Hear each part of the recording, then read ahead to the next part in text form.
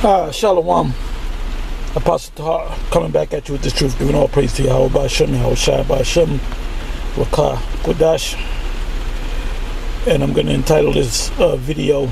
Anyway, this is the GMS in transit. I'm on the road. It's raining. I just came out of the movie theater by myself. I didn't want my woman to come see this movie with me. I wanted to get into it. I didn't want nobody else to come. I wanted to see it by myself. The title of this video is Every Israelite Man, because I'm not even putting the woman in. You see it. Every Israelite man should see Brightburn. Basically, it's all about, and I'm gonna say this is the best movie I ever saw in my entire life. Real talk. Best movie I ever seen. And I can't wait for these directors to make another movie like this or a sequel. You know, before I go on, if the spoiler alerts come out, so be it. Don't turn the video off. All right. If you're watching this video and there's a local theater that's playing it, a 12 o'clock show, go out there and see it, man. It's a beautiful movie, well made, well directed, well acted, and it's one of the best, if not the best, movies I ever seen in my entire life. Hell, better than Green Pastures. Now, in this movie, when I was watching it, it started off slow, and then it just built up, and the scriptures came to me from different scenes that popped up. Scriptures popped in my head. One scripture that popped in my head was Luke 2, around about the 42nd verse. And when the Lord was 12 years old, you know, they made sure they focused on him when he turned 12 years old. He had a birthday and all that, and they tried to give him like a little cake, ice cream cake with a candle in it. And he said, "This is for kids. This is for children," which meant that in the spirit he knew that he was a man. And when he turned 12 years old, he had a thing for a little girl in his class, and basically, you know, his attitude, you know, he wasn't trying to rap to her. He basically took it, man. There was some language that was being spoken, and it kind of sounded like Hebrew, like one of the words. He kept listening to the word, and it said take, but the word in Hebrew is laquak. Laquak is a Hebrew word for take. It wasn't a word take. But you can see how Esau has to know that we the Israelites, and in a sort of a twist, he basically telling you that we're the Israelites. He said when he realized, and he fully realized his power when he was 12 years old. He went to get the little girl, and even the little girl called him a pervert. He wasn't a pervert.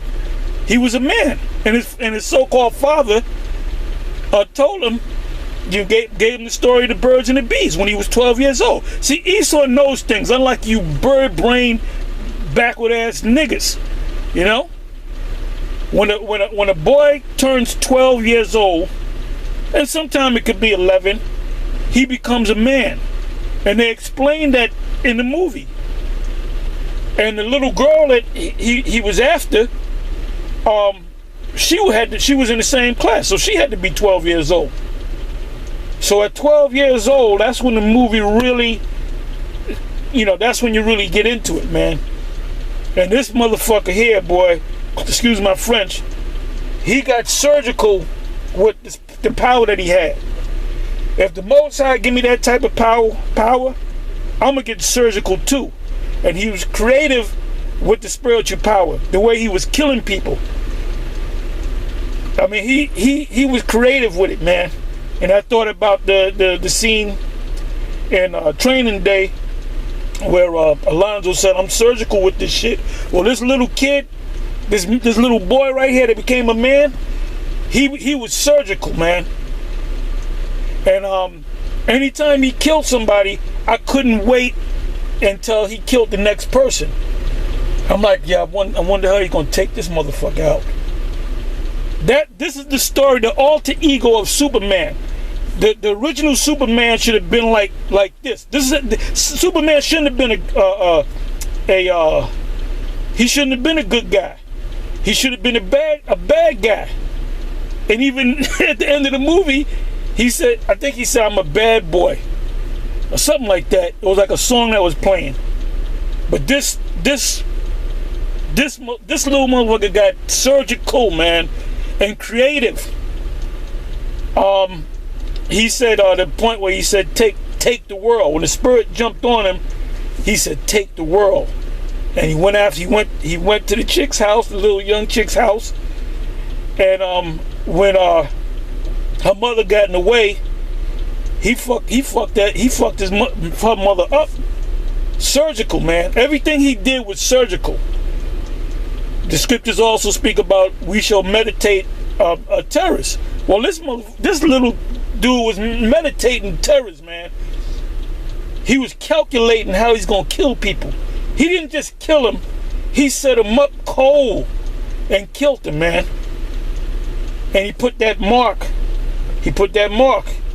Anytime he killed somebody. Oh, and he even got an Israelite. Now this little kid was played by a so-called white boy, but he's an Israelite, because he made a statement to the social worker, which was his aunt. He said, how do you feel? He said, I don't know, I feel superior. And that's how we feel. When you come into this Hebrew Israelite thing, you feel superior. And that's why Esau is scared.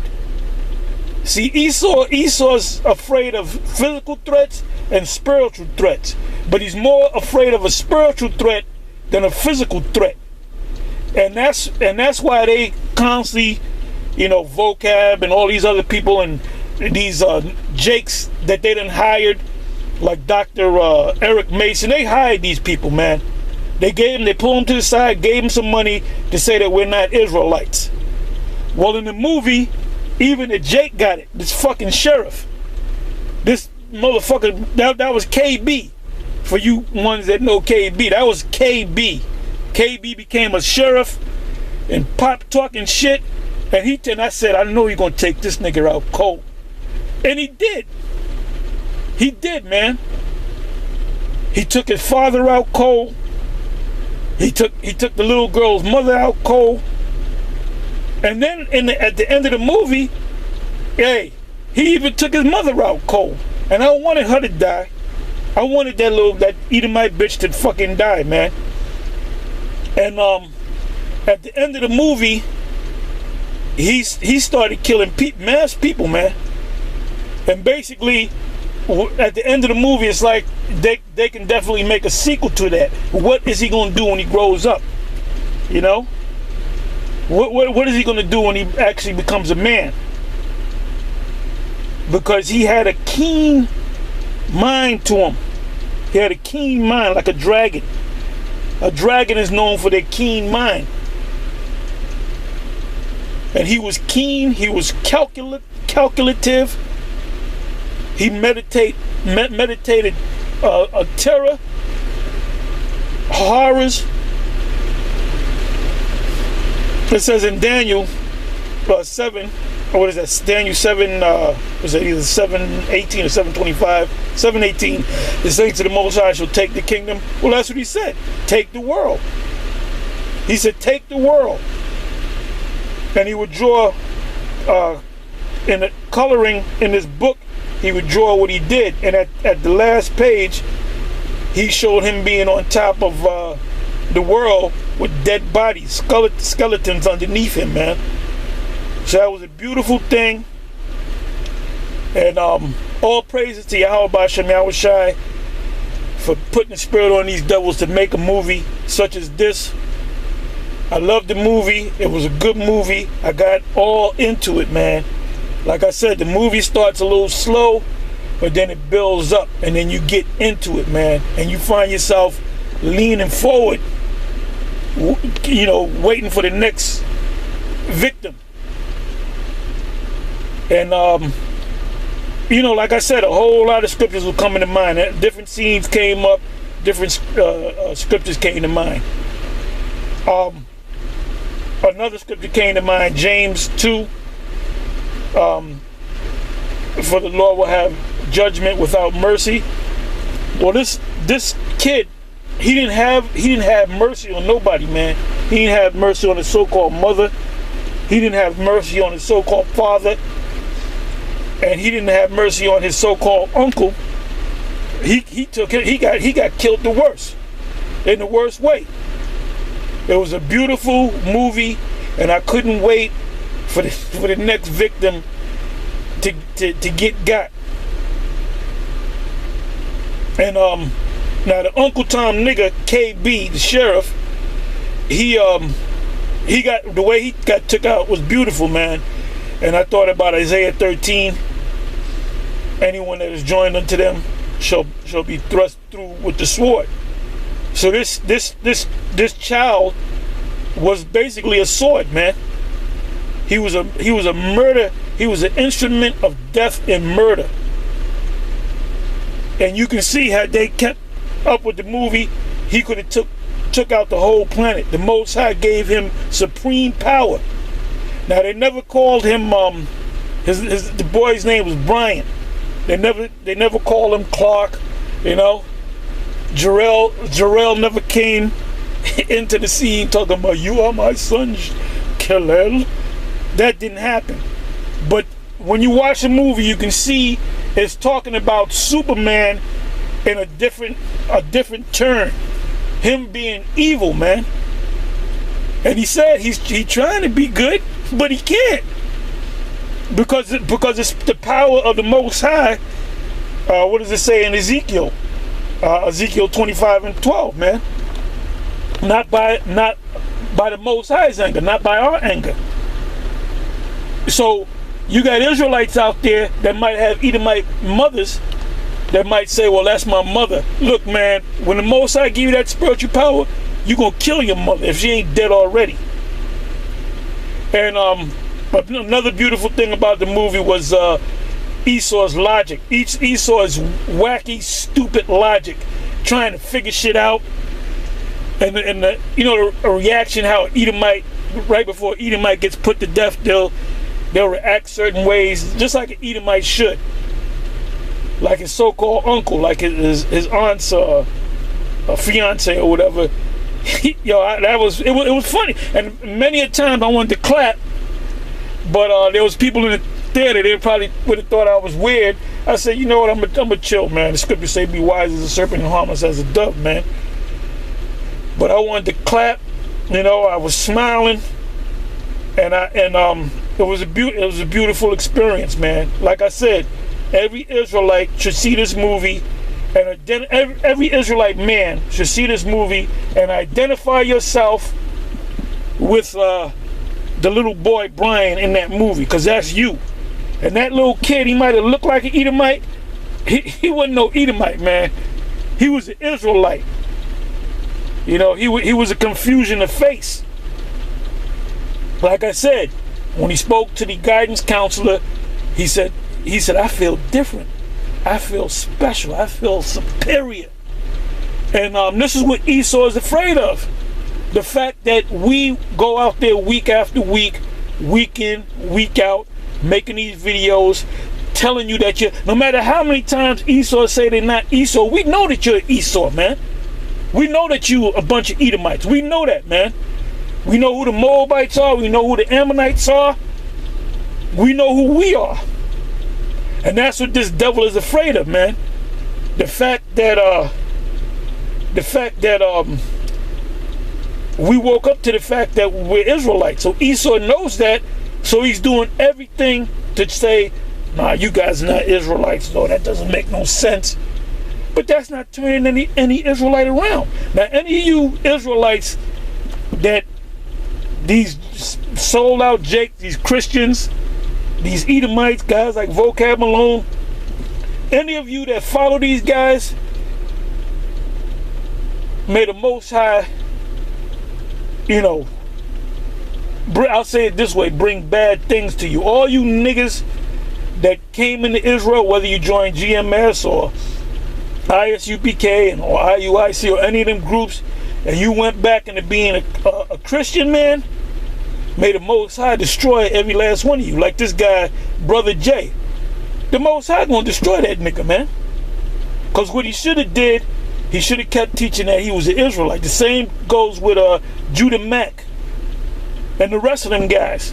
When they became disenchanted by being in the IUIC, well, I'm gonna say this, man. The IUIC taught you that you were Israelites. They didn't teach you wrong. They taught you the right thing. Now they teach different things than we teach, but we all teach the same thing as far as Israel. They're telling you that you're an Israelite. They're telling you, they told you that you're an Israelite. So you became so offended that you when you left IUIC, you threw away Israel, man. So now you're just a Negro. It speaks in 2 Peter, what is that? 2 Peter 2, about the dog returning to his vomit, and that's what you did. You ran right back into Christianity, man. And you, Judah Mack, the Most High is going to destroy you, man, because you ran to Garfield and them comedic clowns, and you made a negative statement about Great Millstone. You made a statement about Great Millstone. Yeah, that damn Great Millstone teaching that rape. Well, in the movie they showed you, man, how he went for that little girl. He went right into the girl's house, man. He was playing love songs on her laptop. I mean, he had spiritual power. And boy, did he use it. He used it to the max. Anyway, like I said, when I watch a movie, when you watch a movie, a whole lot of scripture is going to come to your mind. You know? And I said I was going to go home and I'm going to do this video, but I couldn't wait. I'm in the vehicle right now doing the video. Because the movie was that good. Like I said, if you're watching this video and there's a local theater that's playing a 12 o'clock show, get your ass up, going to work late, you know. If you got if you got the discipline, you can watch the movie and then go home, go to sleep, and go to work, or call in sick or whatever. But this movie is a must-see, and I can see this movie again. This has to be, if not my favorite, one of my most favorite movies that I ever seen in my entire life. Better than Chitty Chitty Bang Bang. That's this job, I'm clowning here, you know.